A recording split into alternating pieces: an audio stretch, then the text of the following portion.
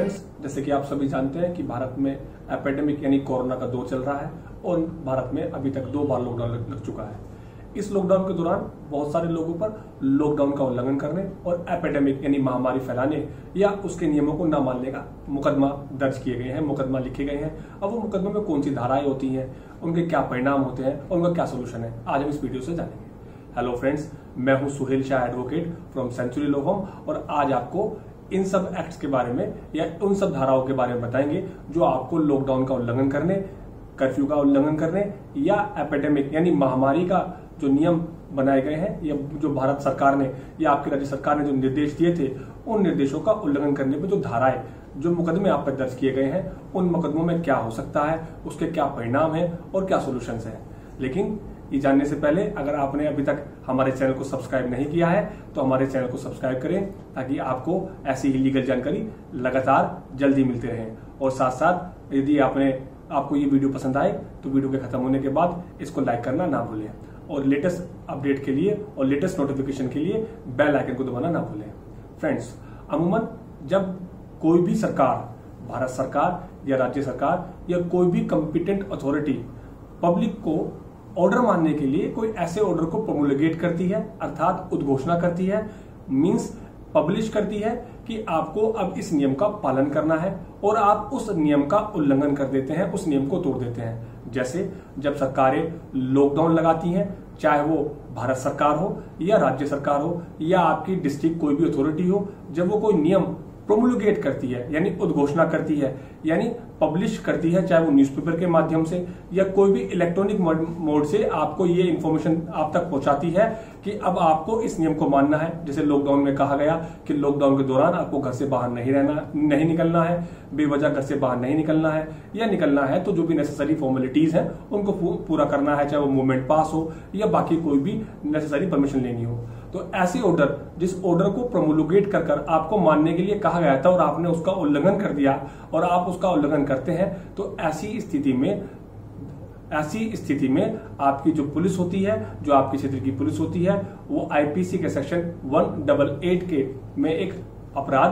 पंजीकृत कर लेती है, यानी 188 की एफआईआर को आम भाषा में हम बोलते हैं, ये दर्ज कर लेती है। इस अपराध में अमूमन 6 महीने की सजा है या फाइन है, यानी या तो फाइन लग सकता है या 6 महीने की सजा आपको हो सकती है। ये एक बेलेबल अपराध है, यानी ये एक जमानती अपराध है। जमानती अपराध क्या होते हैं ये भी वीडियो के एंड तक मैं आपको बता दूंगा कि जमानती अपराध क्या होते हैं, क्या सॉल्यूशंस हैं। दूसरा, अगर मैं एपिडेमिक की बात करूं, जब भी कोई एपिडेमिक फैलती है, कोई महामारी फैलती है, ये आप अच्छे जानते हैं, डिसीज होती है। डिसीज मतलब बीमारी होती है और एपिडेमिक एक महामारी होती है। महामारी अर्थात जो एक से दूसरों को फैलती है, यानी जिसका खतरा हमेशा बना रहता है कि मेरे टच में आने से, यदि मुझे वो बीमारी है, मेरे टच में या मेरे संपर्क में आने से ये बीमारी दूसरों को फैल सकती है, तो ऐसी बीमारियों को हम एपिडेमिक कहते हैं। जब एपिडेमिक एक्ट या डिजास्टर मैनेजमेंट एक्ट लागू हो जाता है तो ऐसे में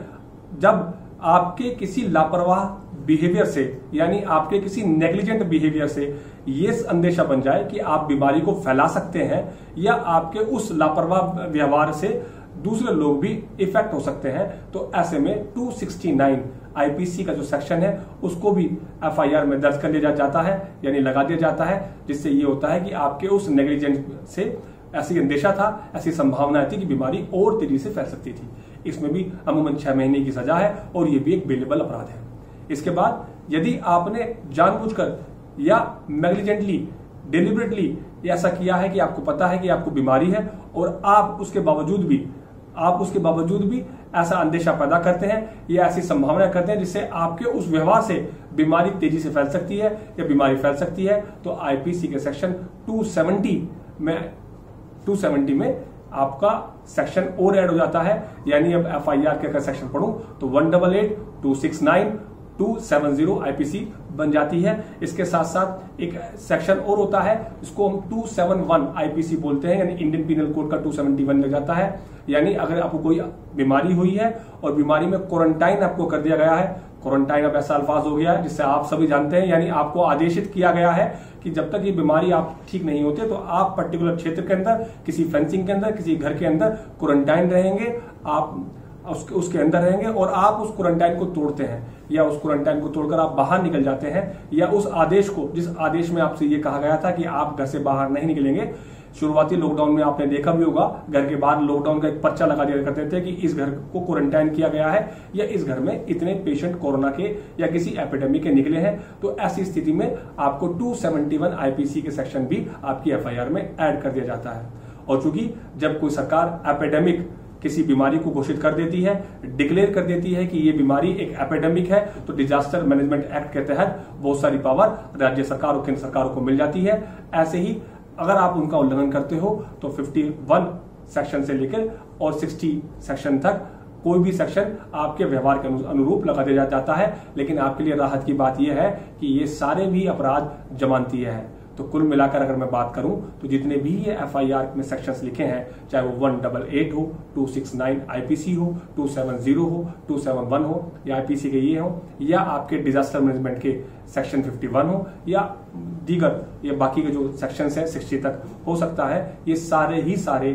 बेलेबल ऑफेंस हैं। अब बेलेबल ऑफेंस होते क्या है दोस्तों? बेलेबल ऑफेंस के अंतर्गत बेल आपका राइट होता है, यानी आप बेल को पाने के अधिकारी होते हैं। यानी ऐसी स्थिति में यह तो थाना ही आपको जमानत पर छोड़ देता है, यानी जो भी कंसर्न पुलिस स्टेशन होता है वहां के एसएचओ को या कंपिटेंट पर्सन को यह अथॉरिटी होती है कि वो सफिशिएंट बेल बॉन्ड लेकर यानी जमानती लेकर आपको जमानत पर रिहा कर सकता है, या आपको कोई भी एप्रोप्रिएट नोटिस देकर, जब उसको ये लगता है कि आपकी गिरफ्तारी जरूरी नहीं है तो ऐसी स्थिति में वो आपको एक एप्रोप्रिएट नोटिस देकर छोड़ सकता है। और यदि किसी अवस्था में आपको अरेस्ट करना पड़ा और अरेस्ट करने के बाद कोर्ट में आपको प्रोड्यूस किया जाता है एज पर द लॉ, हम पिछली वीडियोस में बता चुके हैं कि एक गिरफ्तार हुए व्यक्ति के क्या क्या अधिकार है। आप उस वीडियो को भी हमारे चैनल की लिस्ट में जाकर देख सकते हैं कि गिरफ्तार हुए व्यक्तियों के अधिकारों में से एक अधिकार यह है कि उसको 24 आवर्स के अंदर जो कंसर्न मजिस्ट्रेट है उसके सामने प्रोड्यूस किया जाता है, उसको लेकर जाया जाता है। तो वहां पर जैसे ही आपको प्रोड्यूस किया जाएगा, क्योंकि बेल आपका अधिकार है, तो एक एप्लीकेशन लगाकर आपको बेल मिल ही जाएगी, क्योंकि बेल वहां पर आपका राइट होता है। यदि आपको ये लगता है कि आपके साथ अन्याय हुआ है और पुलिस ने हठधर्मी के तहत या किसी दुष्प्रेरणा के तहत आप पर यह मुकदमा लिखा गया है, जबकि आप बाहर निकले थे, तो आप पर बाहर निकलने के रीजनेबल कारण थे, वैलिड रीजन थे और आप पर ये सेक्शन नहीं लगते हैं, तो आप एक वकील के थ्रू जाकर कोर्ट के अंदर अपना पक्ष रख सकते हैं। और ये बात याद रहे कि सेक्शन 188 ये कहता है कि कोई भी कोर्ट संज्ञान नहीं ले सकती, और सेक्शन 60 डिजास्टर मैनेजमेंट एक्ट का सेक्शंस भी ये कहते हैं कि कोई कोर्ट संज्ञान नहीं ले सकती, और संज्ञान लेने के लिए एक प्रेस्क्राइब फॉर्मेट है, एक प्रेस्क्राइब तरीका है, जिसके बाद ही कोई कोर्ट इन सेक्शंस का संज्ञान लेगी। ये सब बातें, ये टेक्निकल पॉइंट्स आपके जो विद्वान अधिवक्ता है, जो लर्नर्ड एडवोकेट्स होते हैं, वो इन बातों से अच्छे से जानते हैं और वो आपका पक्ष मजबूती से रखकर आपको न्याय दिला सकते हैं। उम्मीद करता हूं ये वीडियो आपको पसंद आई हो। हमारे बाकी सोशल मीडिया, चाहे इंस्टाग्राम हो, फेसबुक हो, ट्विटर हो या हमारी वेबसाइट है, वो सब लिंक आपको हमारे डिस्क्रिप्शन में मिल जाएंगे। उम्मीद करूंगा कि आप मुझे वहां भी फॉलो करेंगे ताकि लेटेस्ट वीडियो और लीगल जानकारी आपको मिलती रहे। धन्यवाद।